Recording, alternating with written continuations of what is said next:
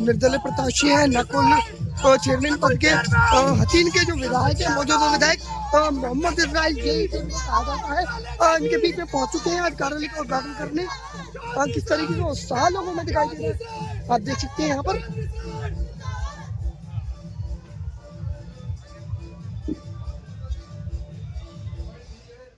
मान के योग्य मेरी समझ सरदारी मेरे शहर के सारे जिम्मेदारान नौजवान साथियों और हमारे बीच में बहुत ही सम्मानित हमारे बुजुर्ग हमारे भूतपूर्व चेयरमैन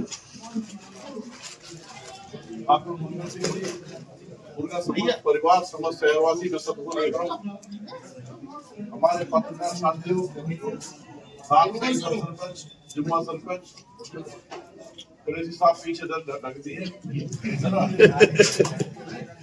भाई रईस जी समस्त देखो साथियों सार्थक बात की आज जो उद्घाटन हुआ चुनाव कार्यालय का इलेक्शन का हम पहले वचनबद्ध थे आपसे रिसेंट इलेक्शन होगा हम अपनी मेहनत में तन और मन और धन से जो एक नेता की कुर्बानी होती है उस कुर्बानी में कहीं योगी जी आज कार्यालय का उद्घाटन हुआ है विधायक हसीन जो है जय साहब चौधरी इस्राइल जय साहब उन्होंने शिरकत की है बतौर मुख्य अतिथि रिबन काटा है क्या कहना चाहिए। मैं चौधरी इस्राइल और उनकी सारी टीम और कांग्रेस पार्टी का धन्यवाद करना चाहूँगा जो हमारा वोट का समर्थन किया है वे हमने अपना कैंडिडेट चुना लिया है क्योंकि नगर पालिकाओं में उन्होंने टिकट नहीं दिया पर बाहर से जैसे कि आप कह सकते हैं कि समर्थन दिया है तो पूरी कांग्रेस पार्टी के साथ तो मैं सभी सारी कांग्रेस पार्टी सबका धन्यवाद। नकुल जी चुनाव की बात करें 10 दिन चुनाव में बचे हैं किस तरीके का माहौल चुनाव को लेकर के चल रहा है। चुनाव का माहौल एक तरफा है हम बड़े भाई चेयरमैन बनने जा रहे हैं लोग बदलाव चाहते हैं कार्यकाल बहुत खराब रहा है पूर्व में नगर पालिका का कार्यकाल रहा है और हमारे अलावा कोई ऐसा प्रतिनिधि नहीं था जो जनता के बीच था। एक तरफा माहौल है लगभग 500 या 1000 योगी जी आप कह रहे हैं एक तरफा माहौल है लेकिन जनता की बात करें तो लोगों का कहना ये है कि जिसकी सरकार ऊपर हो उसकी नीचे हो। नहीं सरकार से नगर पालिका के बजट जी नगर पालिका का जो बजट है जो उसका कोई लेन देन नहीं है।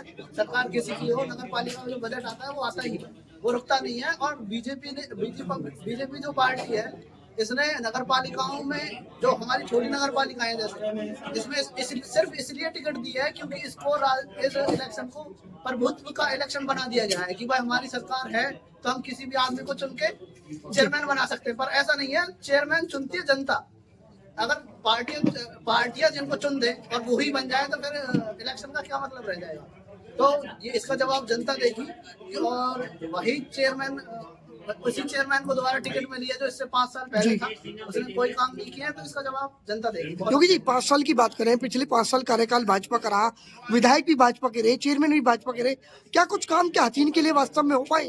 हसीन के लिए कोई काम नहीं हुआ है। इसका कारण था मैं भाजपा से रोष नहीं जता रहा हूँ मैं जता रहा हूँ रोष इनके जो फेलियर रहा है इनका नेतृत्व में खराबी रही है। भाई जो 5 साल काम नहीं हुआ वो 1.5 साल में हुआ 1.5 साल में सारी सड़कें बन गई। उसका कारण क्या था कि इन पे सरकार चलानी नहीं आई। इन्होंने सोचा सब काम गुंडागर्दी से हो जाएंगे पर ऐसा नहीं होता है। सरकार के साथ एक बात करने का तरीका होता है एक जरिया होता है काम करवाने का वो काम हुआ ही नहीं है। 5 साल सड़कें खराब रही है टेंडर सारा गाँव परेशान रहा और जगह 5 साल में आप किसी आदमी से पूछिए एक छोटा सा काम है कि भाई 5 साल में हर साल एक बार सड़कें साफ होती हैं मुख्य मार्ग होते हैं जो 5 साल में एक बार भी नहीं हुआ। मतलब छोटे से छोटा कोई काम 5 साल में नहीं हुआ जो 1.5 साल में प्रशासनिक कार्यकाल में काम हुए जो सारे अब हुए। क्या विजन लेकर के जनता के बीच में है आप। हमारा विजन बहुत बड़ा है मैंने मैनिफेस्टो बना रखा है और सबसे बड़ा विजन ये है कि मैंने पिछले 7 साल में हसीन में गंदगी देखी है तो मेरा विजन पर्सनली ये है। मैं पिछले आपको बता दूं कि मैं पिछले 2 साल 2 महीने से नंगे पैर हूँ 2 साल 2 महीने से नंगे पैर हूँ सिर्फ इसलिए कि हकीम में बदलाव कर सकूं। जी तो हमारा सबसे बड़ा विजन ये है कि जैसे इंदौर को स्वच्छ सर्वेक्षण में रैंकिंग 1 मिलती है ना, तो हमारा भी उद्देश्य वही है कि हम अपने हथीन को भारत में फर्स्ट नंबर पर लेकर जाए और बहुत अच्छा साफ सुथरा दिखे, लोग इसको आदर्श शहर के नाम से जानते हैं। इंदौर की तर्ज पर सफाई व्यवस्था की बात कर रहे हैं आप हथीन में। मैं आपको एक बात बताता हूँ कि मेघालय में गांव है मैलीजॉन नॉन्ग करके, वो गांव है और वो एशिया का सबसे साफ गांव है।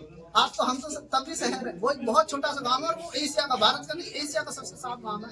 जब एक छोटा सा गांव ऐसा कर सकता है तो हम शहर के लोग क्यों नहीं कर सकते? तो योगी जी ये बताइए, जिस तरीके से वार्ड नंबर 10 और वार्ड नंबर 11 और वार्ड नंबर 6, तो ये तीनों जो पार्षद हैं वे निर्विरोध बनाए गए हैं, जिनमें से एक जो पार्षद वार्ड नंबर 11 से आपके पास में आए हुए हैं, चौधरी इसराइल के साथ में आए हुए हैं, तो कहीं ना कहीं जो दूसरे प्रत्याशी वो अपना ढिंढोरा पीट रहे हैं कि ये हमारे पार्षद हैं। होड़ लगी हुई है शर लेने की। ऐसा है कि कोई भी एक प्रत्याशी निर्विरोध नहीं चुन सकता। आपको पता है कि कोई भी एक पार्टी, कोई भी एक व्यक्ति किसी को निर्विरोध नहीं चुन सकता। उसके लिए दोनों की सामंजस्य चाहिए, पूरे गांव की सामंजस्य चाहिए। अगर एक व्यक्ति भी चाहता है कि मैं चुनाव लड़ूं तो वो लड़ सकता है। तो ये इसका जो निर्विरोध चुने गए हैं 3 प्रत्याशी, में एक तो उनको पहले धन्यवाद करना चाहूंगा सभी को, और उन वार्डों के जो सदस्य हैं उनका बार बार धन्यवाद करना चाहूंगा कि भाई बहुत अच्छे से शांतिपूर्ण निर्विरोध चुना गया है और ये किसी एक व्यक्ति का काम नहीं है, किसी एक व्यक्ति, ये सबके सहयोग से हुआ है। वहाँ हमारा भी सहयोग, सबका सहयोग, मैं ये नहीं कहना चाहूंगा किसी एक व्यक्ति का सहयोग, सारे वार्डों का, उनके जो वार्ड के सदस्य हैं उनका सबका सहयोग। अच्छा, बात की जाए, वहाँ पे बात की जा रही है कि जो वोट है 3 वार्डों की वो एक तरफ जाएंगी। कौन से वार्ड है बताओ? Ward number 10, ward number 11, ward number 6। जी नहीं, ऐसा कुछ नहीं है। हमारे वहाँ वोटें हैं और सबकी वहाँ वोटें हैं। मैं ये भी नहीं कहना चाहूँगी कि वहाँ से कोई सभा चक्कर, थोड़े बहुत वोट सब लेंगे, पर हमारी वहाँ हमारी हर वार्ड में वोट है।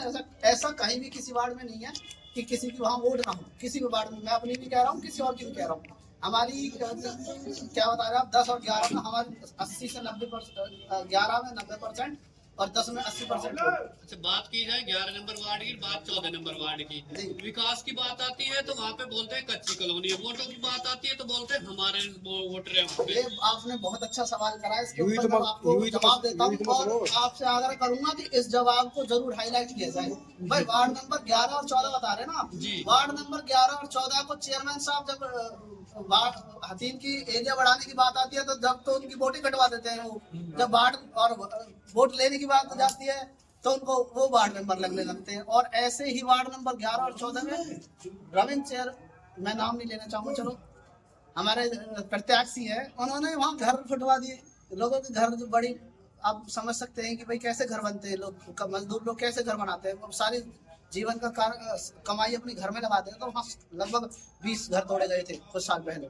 तो अब जब वोट लेने की बात आती है तो सारा शहर उनको ऐसा लगता है, और फिर उसके बाद वो उसको ना तो लिमिट में रहने देते हैं, ना हम लोगों को बसने देते हैं। नकुल सिंह हमारे बड़े भाई हैं जो सबको, सारे साथी को सामंजस्य के साथ लेके चल रहे हैं। कोई हिंदू मुसलमान जैसे कोई झगड़ा नहीं है, बहुत शांति से और बहुत अच्छे से चल रहे हैं। तो मुझे लगता है कि हम एक तरफा जीतेंगे, क्योंकि लोगों का आप देख रहे हैं कि एक में एक ऐसा है कि वो झूठे केस लगवाता और एक गुंडागर्दी से वोट लेना चाहता था। ऐसा हमारे बीच ऐसा कुछ नहीं है। अच्छा, आपने कही घर तोड़वाने की बात, तो कल हमने पब्लिक सर्वे किया था तो उसमें एक हमारे सामने एक बुजुर्ग ने ये बात रखी थी कि भाई घर जब तोड़वाए गए थे तो सुमित चेयरमैन ने आकर वे हमारे घर रुकवाए और जेसीबी को यहाँ से वापिस भिजवाया। हमारे घर थे जो मौजूदा चेयरमैन थे उसने रुकवाए थे। जी, मैं बता रहा हूँ आपको कि घर तोड़वा तो दिए, तोड़वाने वाला भी था एक, और एक ऐसा है जो लिमिट को बढ़ने ही नहीं देता है। लिमिट बढ़ने की बात आती है तो वो लिमिट नहीं बढ़ने देता, आउट ऑफ लिमिट करवा देता वोटों को। तो ऐसे ये दोनों प्रत्याशी हैं कि भाई क्या करना, थप्पड़ मार दिया, दूसरे को बोल देंगे थप्पड़ मार देंगे, हम जाके बचा लेंगे, ऐसा सिस्टम है इनका। तो सोच समझ सब जनता सब जानती।